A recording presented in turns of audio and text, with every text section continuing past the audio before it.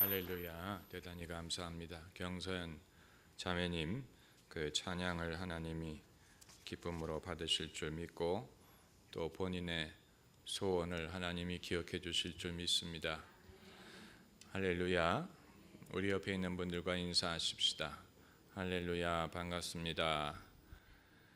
오늘 주신 하나님의 말씀은 마가복음 14장 27절에서 31절까지 말씀입니다. 마가복음 14장 27절에서 31절 27절에서 31절까지 함께 읽겠습니다. 예수께서 제자들에게 이르시되 너희가 다 나를 버리리라. 이는 기록된 바 내가 목자를 치리니 양들이 흩어지리라 하였느니라. 그러나 내가 살아난 후에 너희보다 먼저 갈릴리로 가리라. 베드로가 여짜오되 다 버릴지라도 나는 그렇지 않겠나이다. 예수께서 가라사대 내가 진실로 내게 이르노니 닭이 2번 울기 전에 내가 3번 나를 부인하리라. 베드로가 힘있게 말하되 내가 주와 함께 죽을지언정 주를 부인하지 않겠나이다 하고 모든 제자도 이와 같이 말하니라. 아멘. 제가 젊은 목사였을 때는 목사 노릇하는 것이 상대적으로 쉬웠습니다.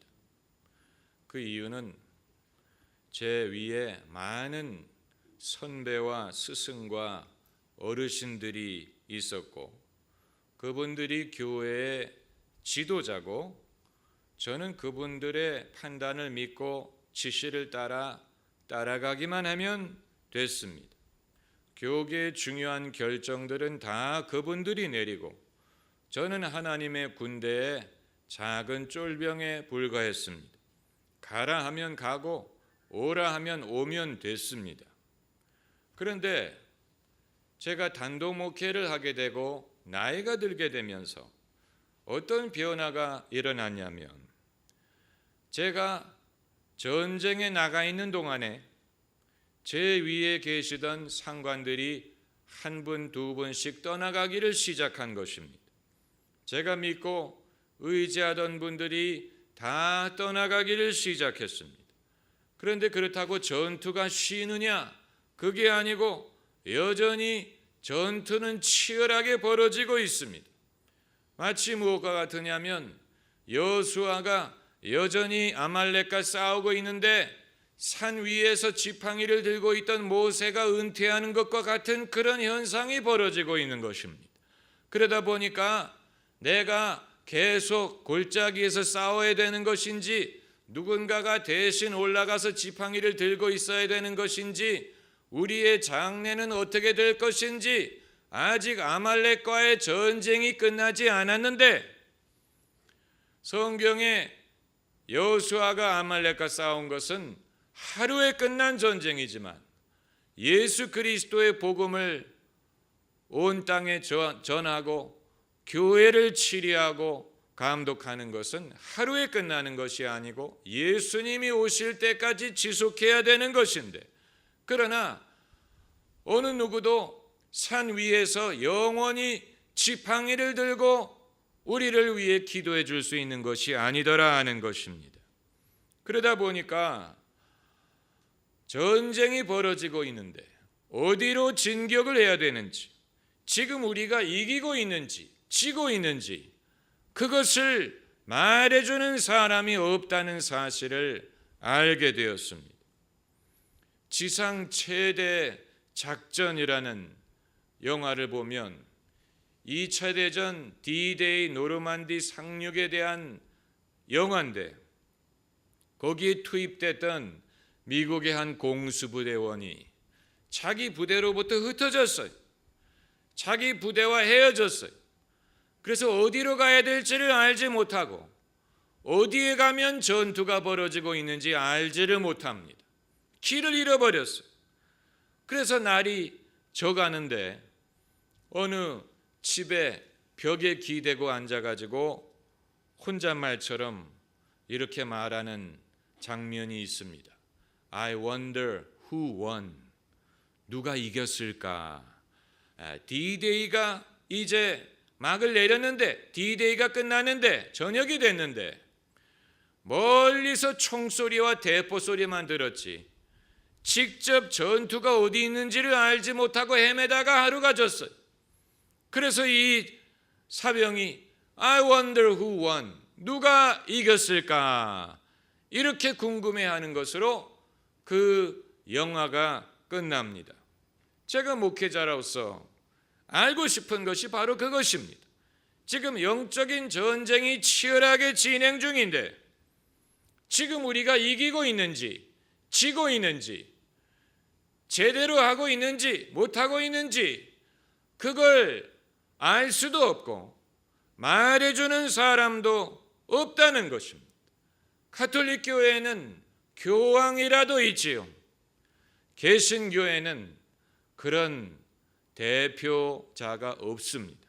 총회장이 있지만 작은 교단의 총회장이 갖고 있는 권한은 거의 상징적이라고 보면 되고 임기가 1년에 불과하고, 우리가 필요로 하는 것은 어떤 임명직이 아닌 하나님이 세우셔서 예수님의 대변인 역할을 하고 예수님의 말씀을 우리에게 전해주고 예수님의 지시사항을 교회에 전해줄 수 있는 사도와 같은 지도자가 필요한 것입니다.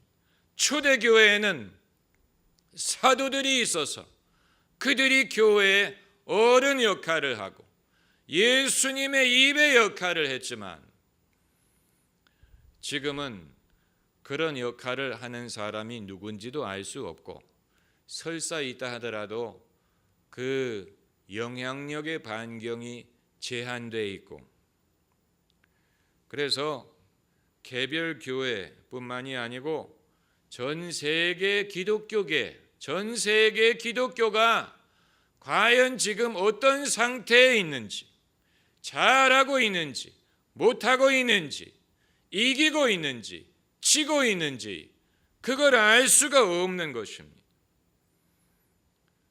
개신교는 그야말로 개인 플레이입니다. 카톨릭은 전 세계에 카톨릭 교회라는 막강한 조직이 있어요. 그 조직의 힘이 간과할 수 없습니다.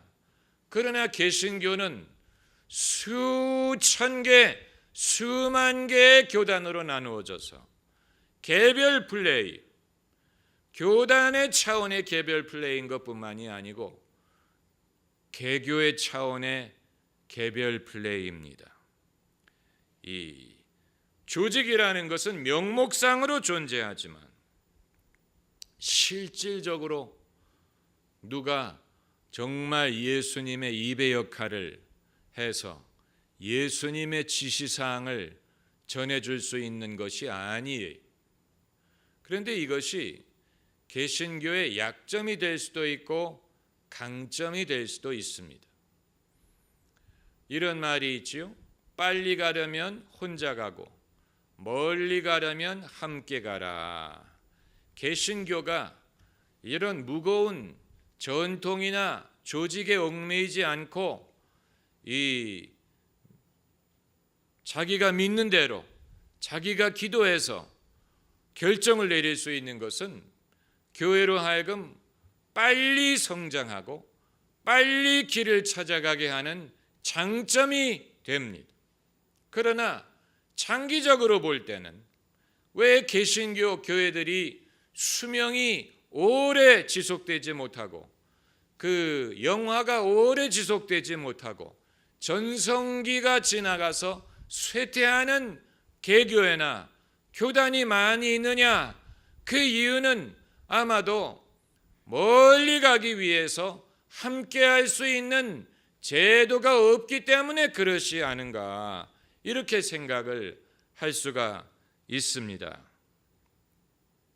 예수께서 승천하시기 전에 볼지어다 내가 세상 끝날까지 너희와 항상 함께 있으리라 이렇게 말씀하셨지만 때로는 예수님이 당신의 교회와 함께 하시는 것이 잘 느껴지지 않고, 또 아까 말씀드린 공수부대원처럼 우리가 이기고 있는지 지고 있는지를 모를 때가 많이 있다는 것입니다. 이런 질문을 저만 갖고 있는 것인지, 아니면 다른 목회자들도 갖고 있는 것인지, 또 이 시대에 더 특별히 이런 질문이 대두가 되는 것인지, 아니면 과거 모든 시대에 목회자들이 그런 질문을 했는지 우리가 알 수 없지만, 제가 젊었을 때는 한국의 기독교가 잘 나가고 있는 것이 눈에 보였습니다. 정말 한국의 개신교가 눈에 보이게 성장을 하고, 괄목할 만한 성장을 하고, 세계가 주목할 만한 영적인 부흥이 대한민국에 일어나고 있는 것이 보였습니다. 세계 최대 교회가 대한민국에 있었고, 세계 최대 장로교회가 대한민국에 있었고, 세계 최대 감리교회가 대한민국에 있었어요. 세계에서 가장 큰 50개 교회 중에 반 이상이 대한민국에 있는 교회였습니다. 그래서 해외 잡지들이 한국의 기독교를 주목할 때가 있었습니다. 그런데 몇십 년 사이에 상황이 바뀌었습니다. 마치 10년 전까지만 해도 블랙베리가 스마트폰 시장을 장악했는데, 10년 후에 블랙베리가 이제 회사를 팔려고 내놓는 것과 같은 그런 변화가 지난 20년, 30년 안에 일어난 것입니다. 그래서 과거의 그 전성시대가 막을 내린 것뿐만이 아니고, 과거에 잘하는 줄로만 생각했던 것들이 시간이 지나고 보니까 그렇게 꼭 잘하는 것만이 아니었다는 사실을 우리가 느끼게 된 것입니다. 일일이 예를 들 수 없습니다만, 과거에 우리가 이렇게 하는 것이 잘하는 것이라고 생각하는 것이 시간이 지나고 보니까 인위적이고 문화적이고 인간적이고 상황적인 것이었어요. 보편적인 가치로 발전시킬 수 있는 것이 아닌 것이 많았더라는 것입니다. 한때의 현상이었던 것이죠. 한때의 현상. 그래서 저의 의문은, 과거에는 예수님이 한국의 교회를 자랑스러워 하셨다가 요즘에 와서는 민망해 하실까? 아니면 과거에도 예수님이 염려하시는 것이 있었는데 그것이 이제 와서 부각이 되는 것일까? 예수님은 어떤 식으로 우리나라의 교회를 감독하고 계실까? 예수님이 감독하시는 것을 우리가 어떻게 경험할 수 있을까? 여러분, 목사가 여러분에게 늘 쉬운 답변을 제공해야 되지만, 때로는 질문을 공유해야 하나님의 답변을 우리가 함께 찾는 면이 있어요. 질문이 무엇인지를 알지 못하면 대답이 무엇인지를 분별할 수가 없습니다. 무슨 말인지 아시겠죠? 질문이 뭔지 알아야 대답을 함께 찾을 수가 있지.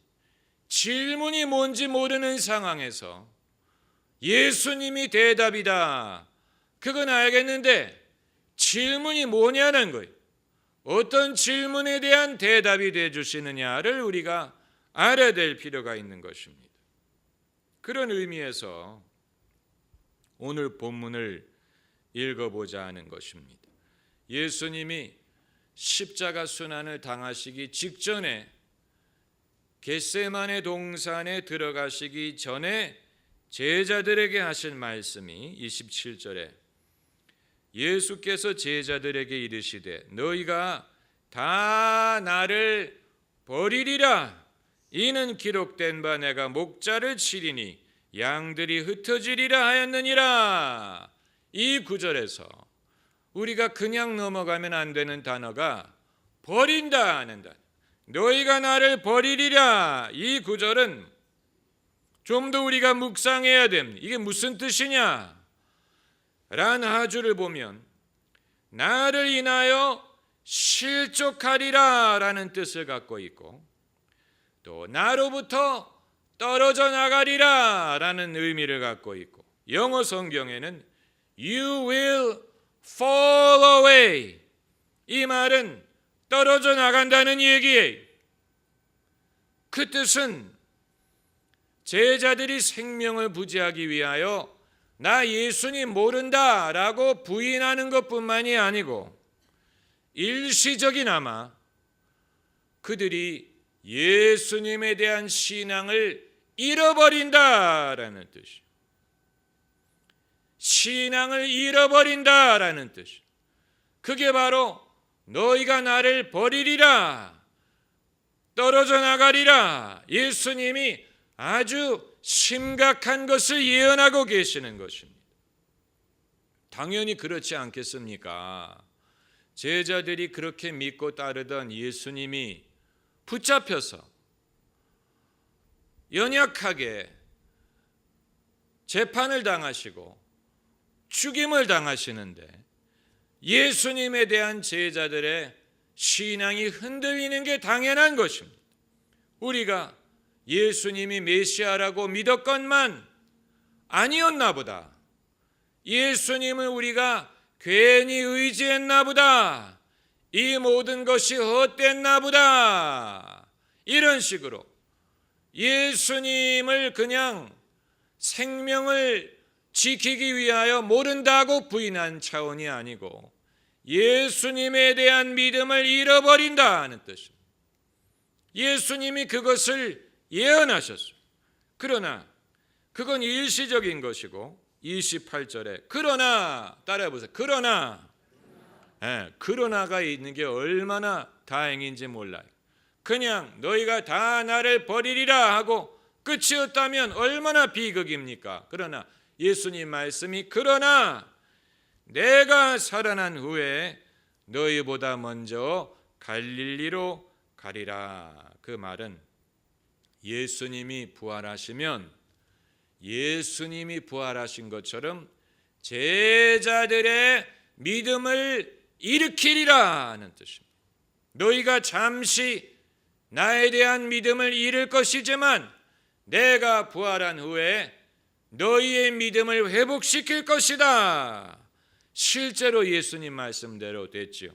그래서 갈릴리 호숫가에서 예수님이 베드로에게 3번이나 물어보지 않았습니까? 내가 나를 사랑하느냐? 내 양을 먹이라.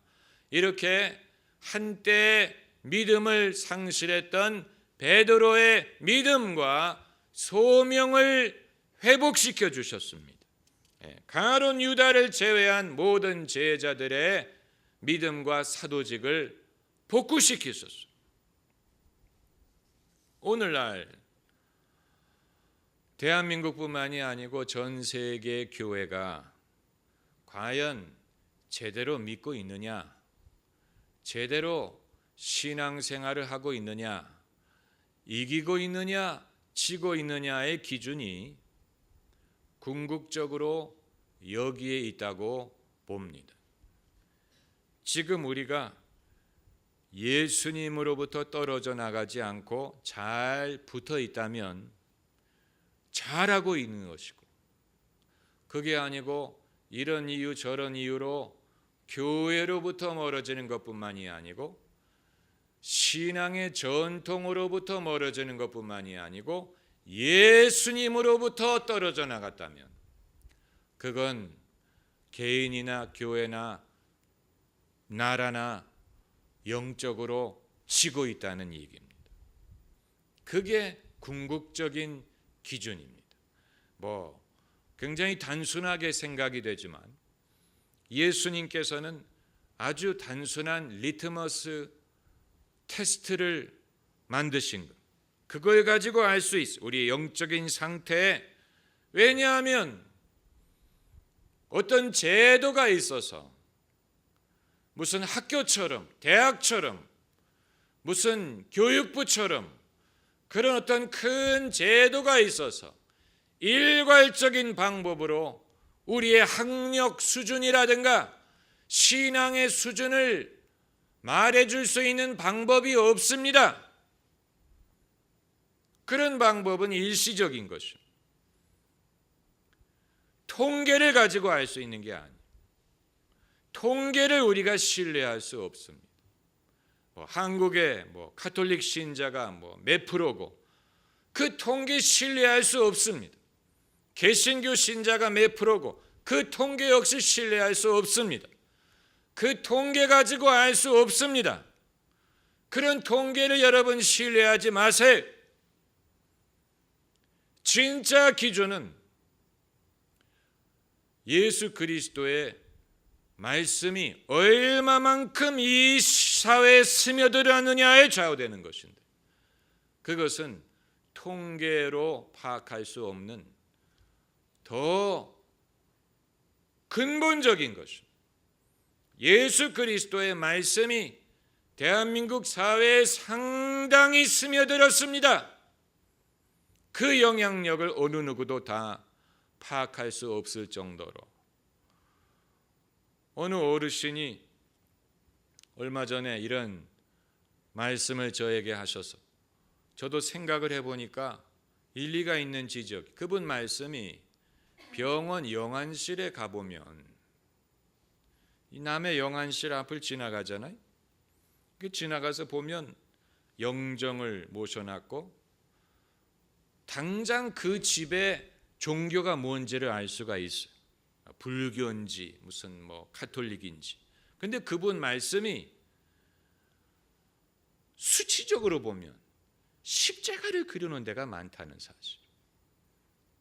영안실에 십자가, 본인이 교회를 다녔든 안 다녔든 그건 모르겠지만 십자가를 그려놓은 집이 의외로 많더라. 통계가 우리에게 말해주는 것보다도 그런 자리에서 기독교의 영향력이 더 많이 보인다는 사실. 여러분 다음에 영안실을 가게 되시면 유심히 보세요. 남의 집을 좀 들여다보세요. 재수 없다고 이렇게 고개 돌리지 말고 좀 들여다보세요.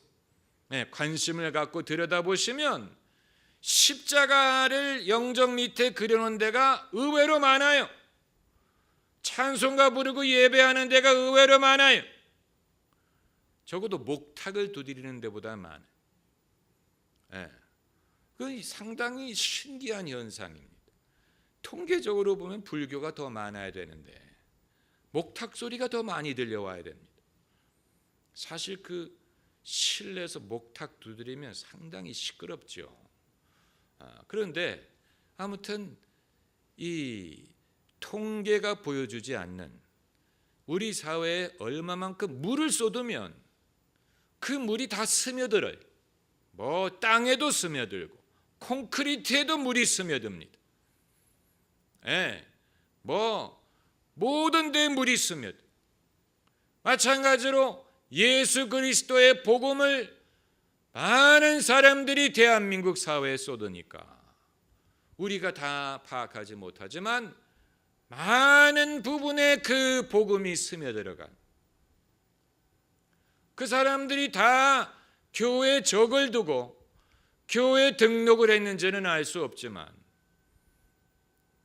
우리가 예수 그리스도의 구원의 능력을 과소평가하면 안 됩니다.